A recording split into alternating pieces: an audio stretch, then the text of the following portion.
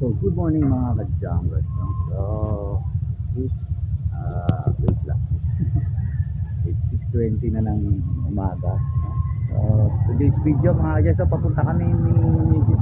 Dito ako ngayon sa bahay, ano, yan, St. Josephville. Isang resettlement dito sa San Juan, no? So, yun mga ka so papunta ako ngayon ng junk shop. Ito yung papunta ako ng junk shop, ano mga ka no? Rehistro ko na yung truck kasi ang paso ng truck ko mga ka ay 3 o 3 March pa ano na ngayon, Mayo na. Ngayon ko na lang ulit mapaparehistro. So kagahapon pinargahan ni Barag ng plastic. So sabi ko wag mo nakargahan kasi paparehistro nga, no? So may karga nga yung plastic ng konti. Yung LTO kasi sa amin mga ka malapit lang tawid lang ng aming junk shop. So yun nga, tas gahapon may nagpadala si Sir Franklin Raymundo at si Ma'am Leia Lynn. So shoutout po sa inyong dalawa mga ka-junkers natin, si Ma'am Leia at si Sir Franklin, na mag-asawa po sila base sila sa USA, no, sa California. Hindi pala sila Canada, California, no. So yun mga ka-junkers, no. So yung pinadala niyang pera, binigyan natin ng 1,000 pesos si Barag. So ako naman yung ibang pera binili ko mga ka-junkers ng helmet. So itong helmet na to, tsaka itong helmet ng misis, ayan, nakita mo. Itong helmet ko 5 years na to mga ka-junkers. Spider pa yan, no? Tagal na yan, basag na, no? So naisipan ko bumili ng helmet doon sa pera na pinadala ni Sir Franklin. Gagamitin yung helmet na binili ko, tsaka yung kay miss, bumili rin kasi ako ng helmet na para kay misis. Bumili ako na para pag may ilakad kami, doon lang gagamitin. So itong luma, gagamitin ko pa rin dito lang sa area namin, no. So yun mga ka-junkers, no. So samahan nyo kami mga dyan sa yung ibang pera dinagdag ko doon sa paparehistro namin ng sasakyan, ng truck na ating panghanap buhay. So inabot yun ng 6,090. Pero may nakalaan naman doon. So yun nga, napakatagal lang na ano yun yung pagparehistro nun. Siyempre alam niyo naman, wala tayong pera, nagpaparolling lang tayo. So yun mga ka-junglers, saka papakita ko sa inyo yung helmet na binili ko. Ordinary lang siya, hindi ko naman kailangan ng ng helmet na pangkarera, no. Hindi naman. So helmet na ordinary lang, pakita ko lang siya sa inyo na yung pera na binili na pinadala ni Sir Franklin Del Mundo ng California, na yung pinagastusan natin, no? So kailangan ko lang talaga ng helmet na yun, no? Tsaka yung paparisto ko pa yung sasakyan, tapos babayad pa ako utang, no?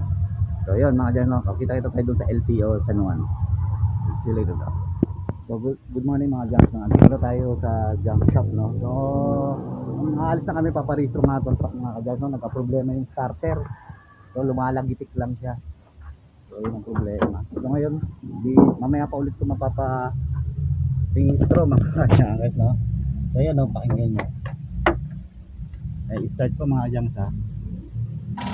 Ayun, no? Dumudulas yung ano niya. Hindi ko lang alam kung carbon lang to, no? Kasi kanina ko pa kadyot, mabigat yung truck So inaantay ko lang yung mekaniko kasi hindi namin matanggal ni Barag yung starter doon sa baba, kasi nga kailangan may power tools talaga dyan na para dyan talaga, no? Kasi mga PS gamit namin ganun lang. Ha? Baterya?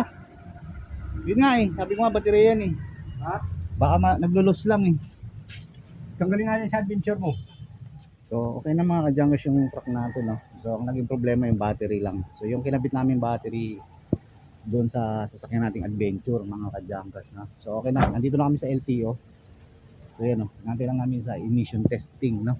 So dito natin kinuha yung panggastos natin sa binigay ni Sir Franklin.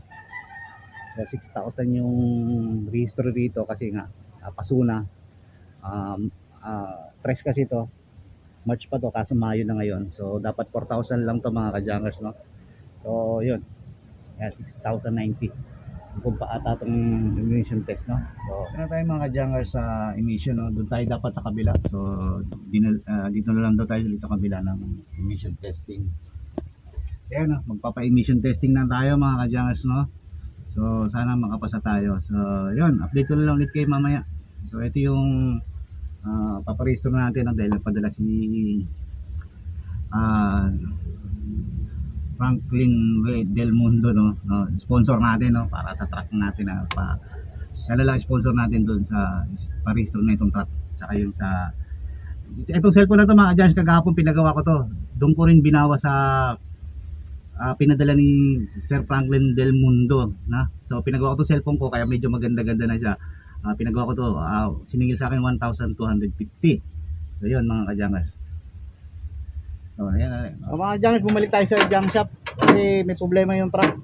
Yung sa emission test mga ka-junkers, pinababalik kami, padagdagan daw ng extension yung tambutso kasi di daw kita sa camera. So ito yun. Surprise! So magandang hapon po mga ka-junkers, no, time check tayo. It's 5:30 na lang hapon mga ka-junkers, no. So magandang hapon po sa inyo at maraming salamat din sa inyo pagsama kanina umaga, no. Nakapagparehistro na tayo ng truck, sa wakas nakapagparehistro na rin, no. Dahil nakapagparehistro na tayo, nagpapasalamat ako kay Sir Franklin Del Mundo ng California, no. Siya ang nagpadala ng pera sa atin at yung pera binadala niya ay pinag-rehistro na natin ng truck. So yun nga kanina, at pinagawa ko ng cellphone na to, pinagawa ko ito mga dyan sa Quiapo. So okay na siya mga dyan, no. So masaya ako. Papasalamat ako ulit kay Sir Franklin Del Mundo ng California, no, sa kanyang asawa. Maraming salamat po sa inyong pinadala. So yun mga kadyan, no. At dito sa video to mga kadyan, no, marami kasing nag-message sa akin sa ating mga videos kung magkano ang mga presyo na ng mga kalakal sa ating nire-rentahan. So sa last video natin, nag-update ako ng mga presyo ng mga bakal at aluminum at tanso sa ating last video. So today's video mga kadyan, no, i-share ko sa inyo kung magkano naman ang presyo ng scrap battery sa ating rentahan.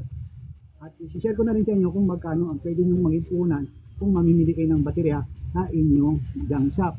So gawin nyo lang itong guide, no, yung mga babanggitin ko. So sa dulo ng video to, i-share ko rin sa inyo kung magkano na ang bago na namang abiso o update ng presyo ng tanso, no. So bumaba kasi ulit yan mga kadyan, no. So sisimulan natin yan, huwag na natin patagalin. Hawak na kayo ng lapis at papel. Simulan natin yan in 5, 4, 3, 2, 1. Ilista nyo na yan.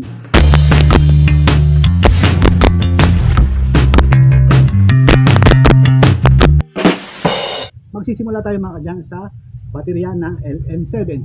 Presyo ng LM7 sa aking rektahan ay 340 pesos per piraso yan. At sa inyong junk shop, pwede kayong mamuhunan yan ng 240 pesos per piece.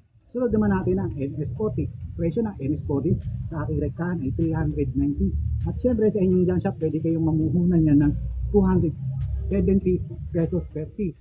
Sunod naman natin ang 1SM o natawag na national. Presyo ng 1SM sa ating rektahan ay 455 pesos per piece. At sa inyong junk shop, pwede kayong mamuhunan yan ng 300 pesos per piece. Sunod naman natin ang 1SM, tinatawag na Manila.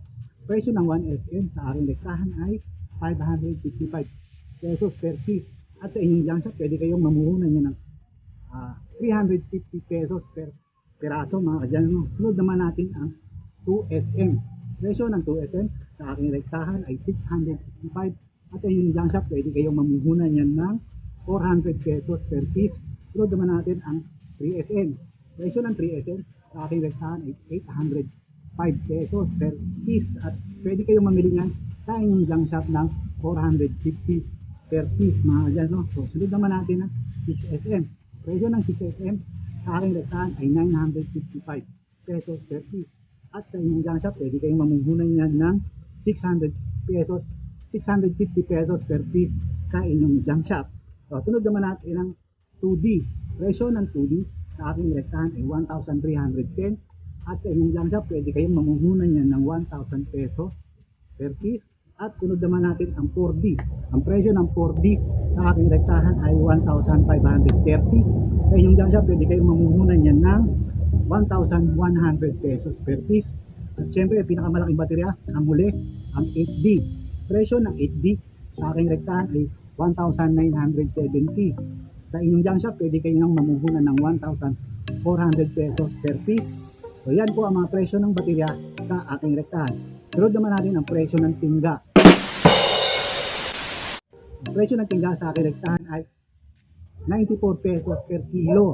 Sa inyong junk shop, pwede kayong mamuhunan niya ng 40 pesos per kilo. So sunod naman natin ang battery flakes. Isa pa rin itong uri ng tingga na laman ng mga baterya. Ang laman ng baterya, yung battery flakes niya. Presyo niyan sa aking rektahan ay 48 pesos. Sa inyong junk shop, pwede kayong mamuhunan niya ng 15 pesos per kilo o 20 pesos. Pwede na rin yun. So sunod naman natin ang MCB drive o ang motorcycle battery.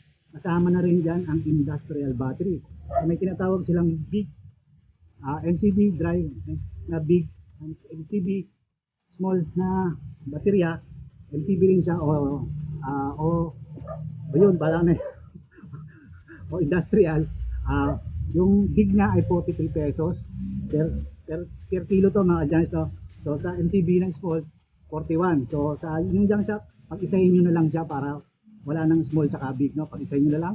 Yung junk shop, pwede kayong mamili niya ng per kilo na 15 pesos per kilo. So yan po ang bagong update ng mga baterya at MCB sa aking rektahan. Sinama ko na rin po dyan ang baterya. So sa tanso naman tayo, ang abiso ng tanso.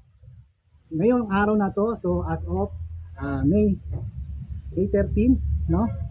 So ang presyo ng abiso sa kaninang alas 3 ay ang pula C, Class C ay 395 pesos, ang pula B 430, ang pula A ay 450 na lang po mga kadyan, no?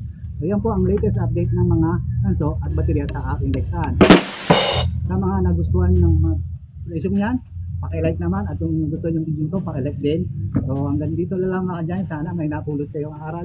Hanggang dito na lang, at kung nagustuhan nyo at napadaan ka lang dito sa aking channel, pakiclick mo yung subscribe button at hit mo na yung notification bell para ma-update po kayo sa mga bagong i-upload kong mga video. So, ang panginaantay nyo, pindot na! Libre po yan. So, hanggang dito na lang mga Junkers. See you on my next vlog. Bye-bye. Thanks for watching mga ka-Junkers. Yeah.